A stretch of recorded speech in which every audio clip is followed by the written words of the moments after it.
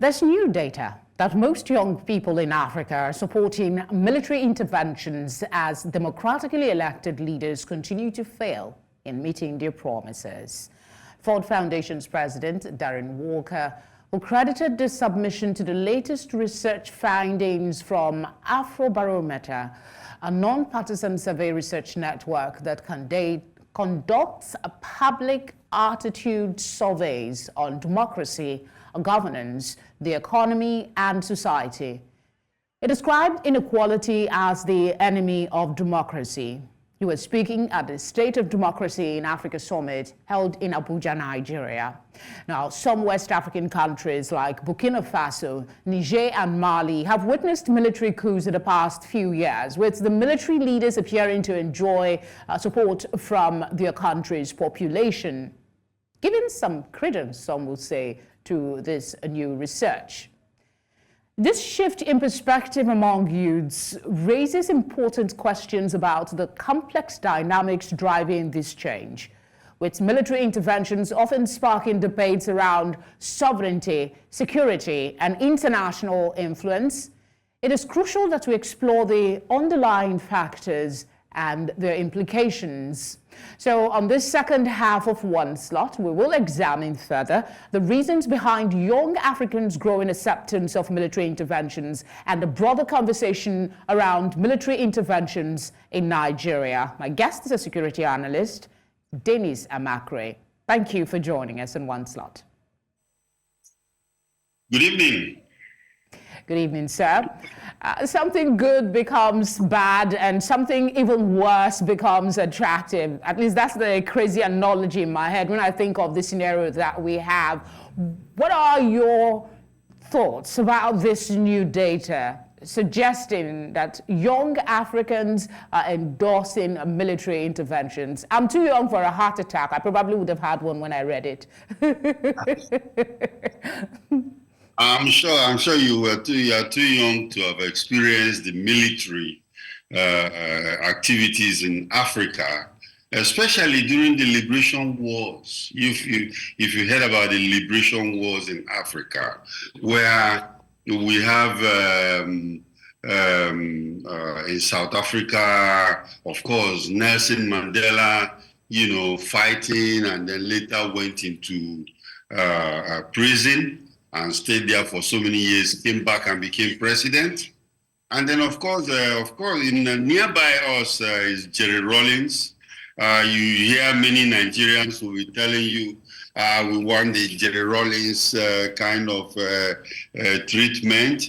What does that mean? It means they are having this nostalgia about military intervention.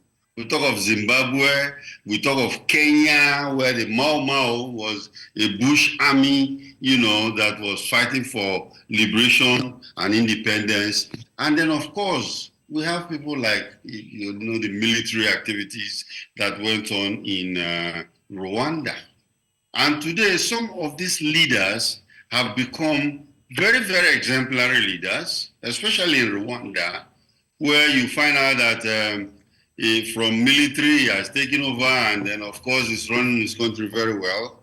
Some others came and they couldn't do very well. But people believe that military intervention is one that can solve problems quickly, instead of allowing politicians to be playing games with the lives of their citizens. And of course, recently, through the social media, you've seen what has happened in the AES states. That's Burkina Faso, Mali, and then, of course, Niger Republic. So these guys are becoming like folk heroes, where young people believe that with all the hardship that they are getting, if it was a military regime, things could be easier. And this cuts across Africa. Okay, you said something in your analysis that I was probably young as well, or I wasn't even born when we had some of those military interventions.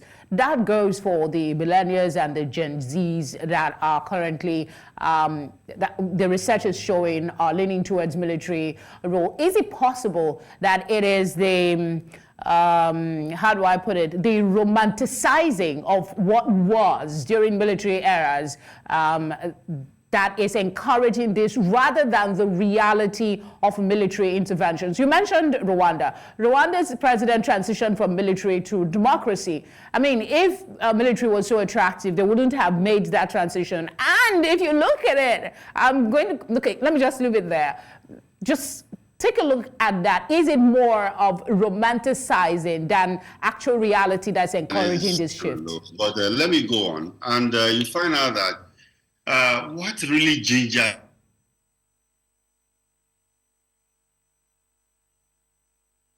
encountering.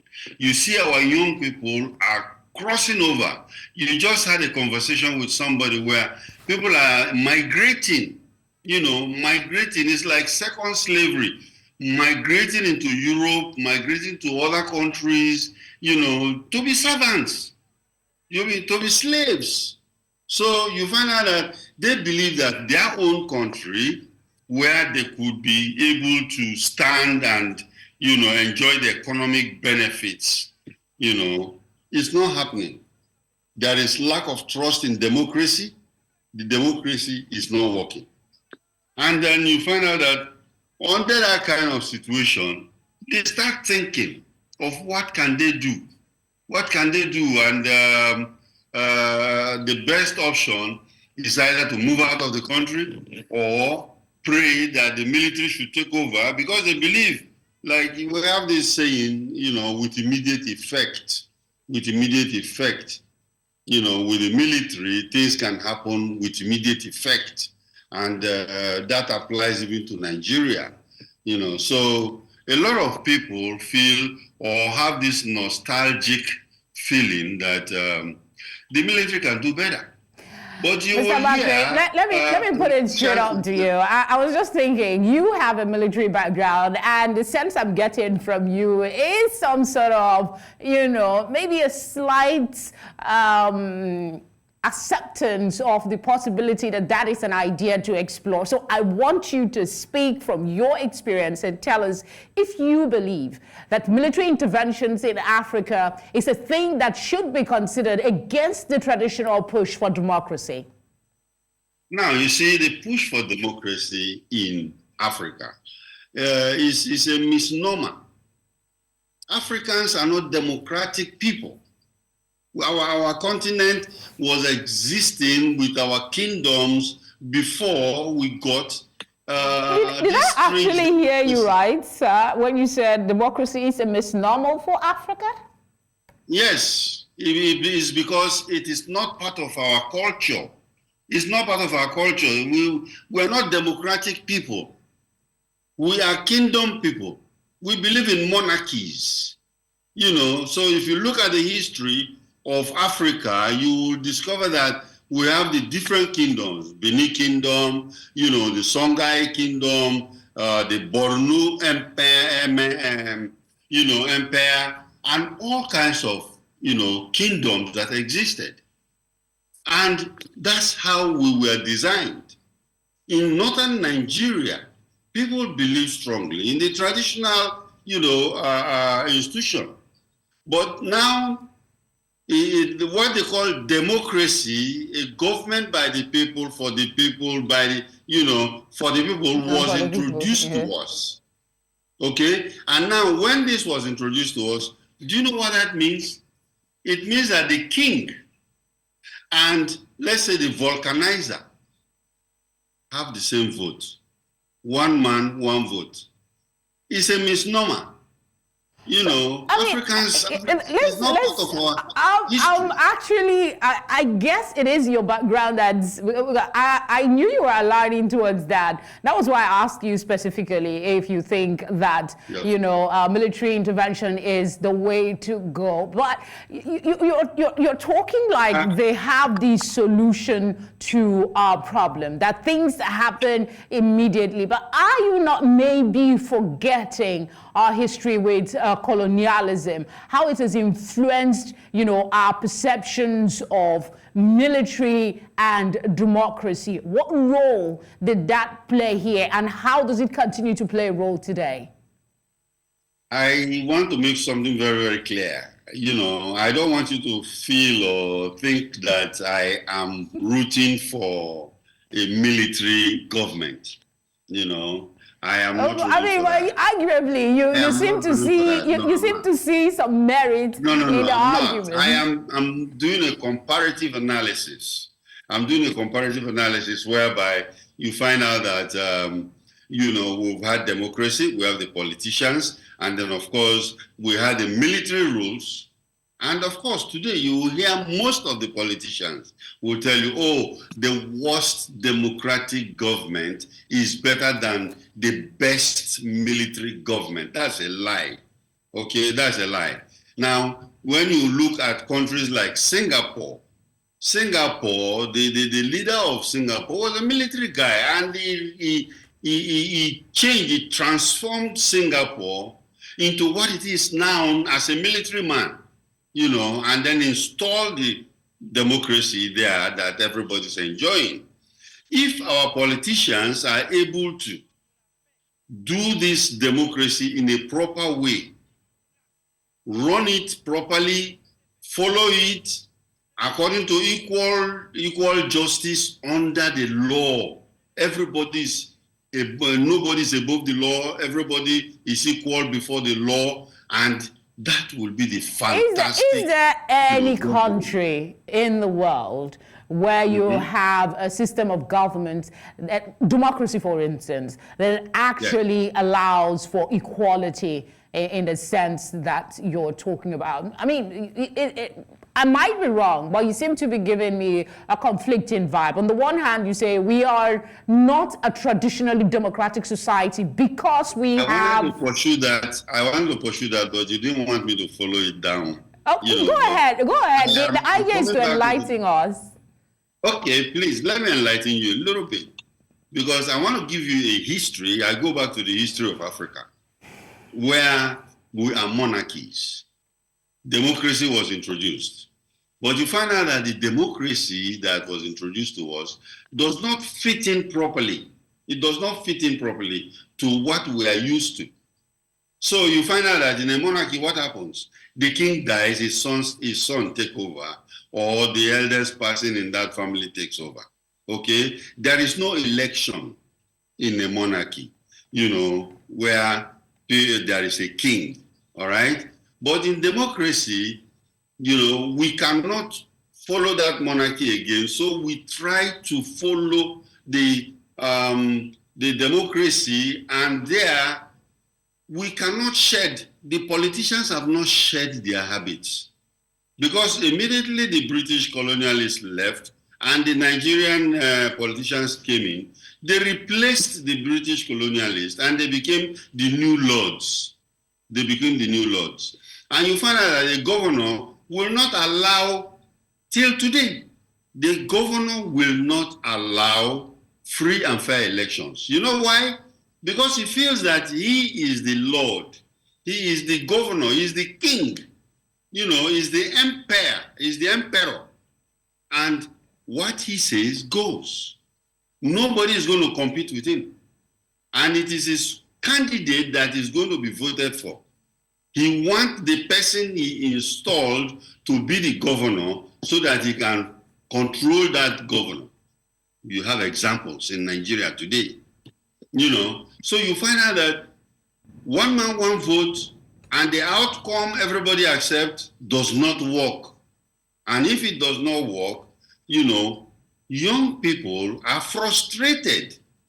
They are frustrated. They want things to be done rightfully because they live in a global world. The Gen Zs we are talking about live in a global world where, their voice should be heard. And when you suppress them, they don't like it. I mean, because of time, I want to see if we can actually get, more out of this conversation. And I dare ask, there's been talk about fashioning a kind of governance that works for Africa.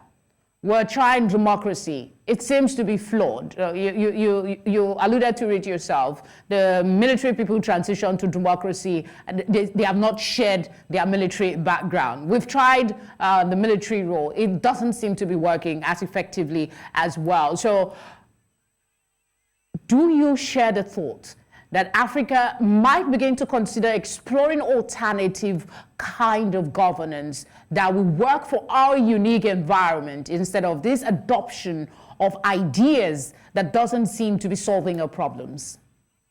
I think I will subscribe to that. Dr. Nnamdi Azikiwe, the first president of the country, has suggested diarchy. You know what diarchy is? That is a mixture of military personnel and governments, politicians, mixing together and forming a government and running a government.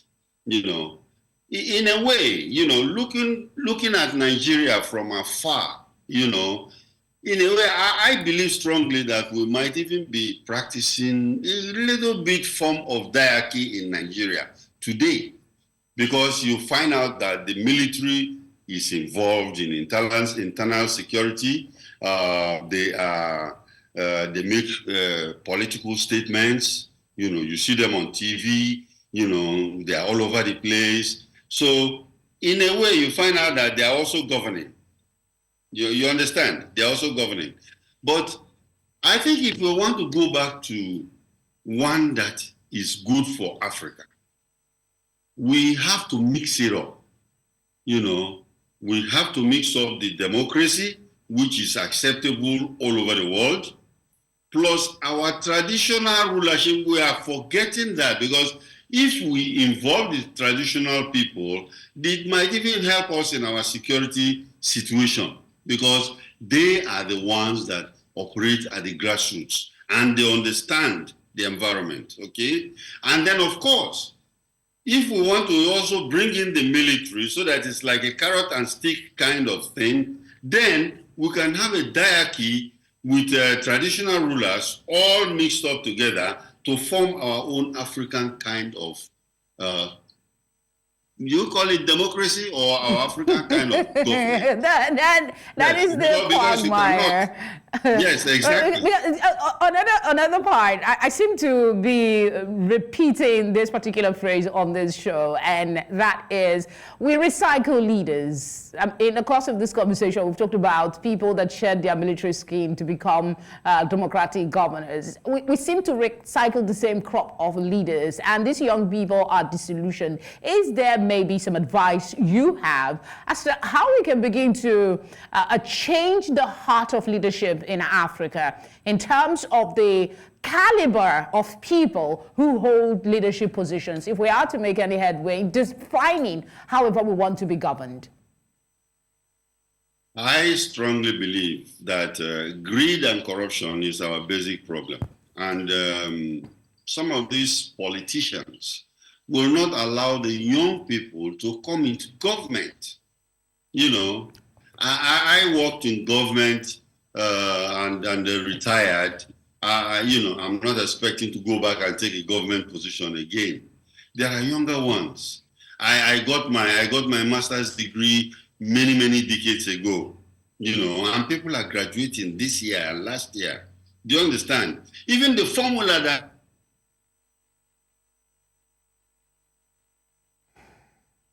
the curriculum has changed. So I think they should allow the young people to go into government. And it is this unacceptance of sending them into government that most of them are asking for military intervention. And I think if they are wise, they should go ahead and start listening to the young people. Mr. Amachree, thank you very much, as always, for sharing your years of experience with us and provoking thoughts as we speak. Thank you for having me. Thank you.